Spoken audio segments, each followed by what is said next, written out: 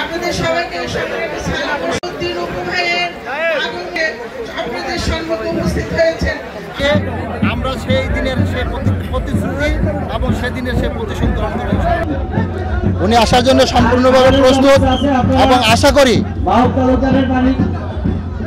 করি ইনশাআল্লাহ নভেম্বর ডিসেম্বরের শেষ পর্যায়ে চলে আসবেন।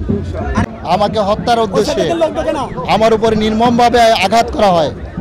সেদিনকার প্রতিক্রিয়া ছিল আমি ভালোবাসতে এসেছিলাম শরীয়তপুরকে, আমার বুক থেকে ভালোবাসা ছিনিয়ে নিয়েছে। আজকের প্রতিক্রিয়া হচ্ছে আমরা ইনশাআল্লাহ সেই দিনের সেই ভালোবাসার প্রতীককে আমরা অব্যাহত রাখার স্বার্থে বাংলাদেশ জাতীয়তাবাদী দলের নেতৃত্বে আগামী দিনে 3টা সিট দেশনেত্রী বেগম খালেদা জিয়া তারেক রহমানকে উপহার দিয়ে আমরা সেই দিনের সেই প্রতিশ্রুতি এবং সেদিনের সেই প্রতিশোধ গ্রহণ করব ইনশাআল্লাহ।